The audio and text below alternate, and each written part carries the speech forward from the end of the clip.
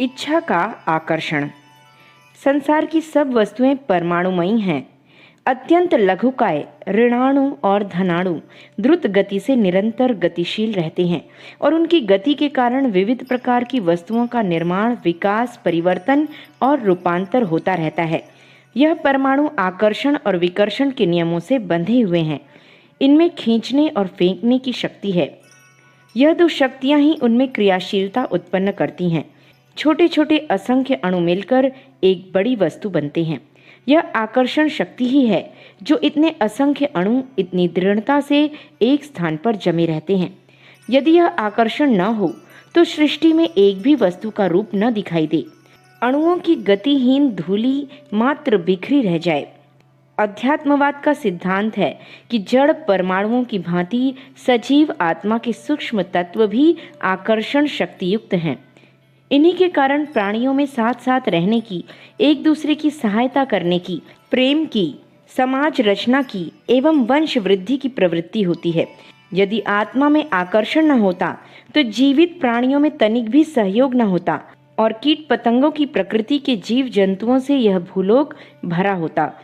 सभ्यता, शिक्षा, विज्ञान, धर्म, समाज और शासन जैसी कोई वस्तु दृष्टिगोचर नहीं होती। कुछ दिन पहले तक भौतिक विज्ञान वेत्ता केवल यह मानते थे कि अणुओं में आकर्षण शक्ति तो है, पर उनमें इच्छा, अनुभूति या स्वभाव नहीं है। अब नवीन शोधों ने उस पूर्व मान्यता को गलत सिद्ध कर दिया है। प्रो हेकल संसार के गिने चुने विज्ञान वेत्ताओं में हैं। अणु विज्ञान पर उनका अनुभव असाधारण है। उनमें अपनी नवीन शोधों के आधार पर निष्कर्ष निकाला है कि एक अणु दूसरे अणु से मिलने, उसके साथ देर तक बंधा रहने के लिए तभी तैयार होता है जब वह उसकी अनुभूति और इच्छा के अनुकूल हो। उसमें इच्छा एवं संकल्प की एक हल्की सी शक्ति अवश्य है। इसी के कारण अणुओं की वर्गीकरण और वंश विभाजन होता है।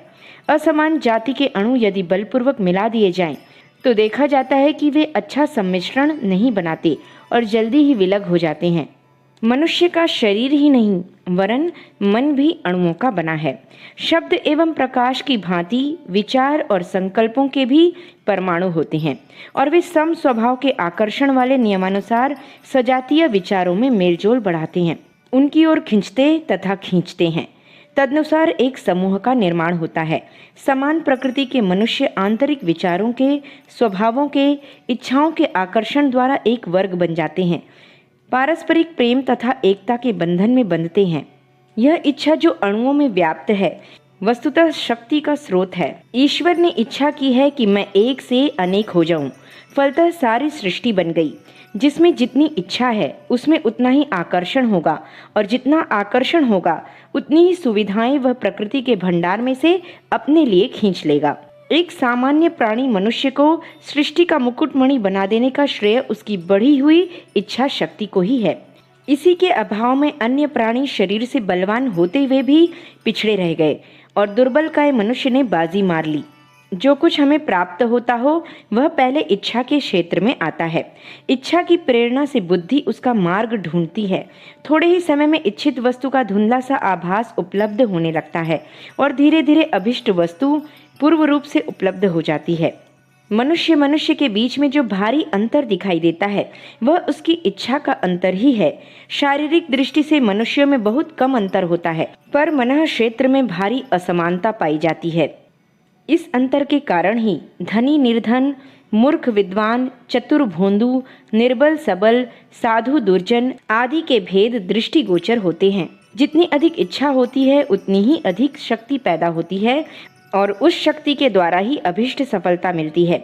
जो व्यक्ति विशेष प्रतिभाशाली हैं, धनी, नेता, विद्वान, बलवान आदि विशेषता से युक्त हैं, उसमें निश्चित रूप से दूसरों की अपेक्षा इच्छा शक्ति अधिक तीव्र होती है। उसी के कारण उनके शरीर तथा मन के कलपुर्जे विशेष उत्साह एवं तत्परता पूर्वक काम करते हैं। फलस्वरूप स्वसंचालित विद्युत यंत्र की भांति उनमें वह आकर्षण उत्पन्न होता रहता है जो सफलताओं को खींच खींच कर समीप ले आता है।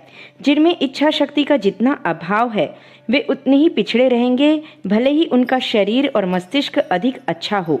इच्छा की तीव्रता वाला मनुष्य अनेक शारीरिक, मानसिक एवं व्यावहारिक कठिनाइयों के रहते हुए भी काफी उन्नति कर लेता है।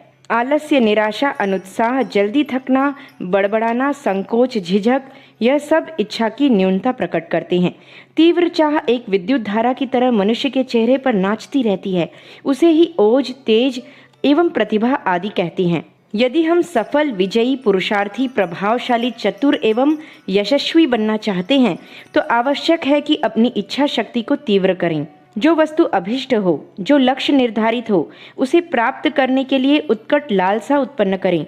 शेख चिल्ली की तरह सुख सफलता की कल्पना करते रहने से, सपने देखते रहने से काम नहीं चलेगा। ऐसी हीन वीर्य कल्पना निरर्थक है। इच्छा उसे कहते हैं जो अंतःस्थल को हिला दे, प्रेरणा उत्पन्न करें, लक्ष्य के लिए बेचैन करें और कठिनाइयों का डर भी मार्ग को न रोक सके। ऐसी इच्छा जिन मस्तिष्कों में मौजूद है, जिनकी बुद्धि में समुचित दृढ़ता एवं दूरदर्शिता है, वे आज नहीं तो कल निर्धारित दिशा में सफलता प्राप्त करके रहेंगे। अखंड ज्योति, अप्रैल सन 1952, पृष्ठ संख्या 18, 19, 20। हमारे YouTube चैनल विचार क्रांति दूत अखंड ज्योति पत्रिका को सब्सक्राइब करें एवं अगली वीडियोस प्राप्त करने के लिए बेल आइकन दबाएं। धन्यवाद।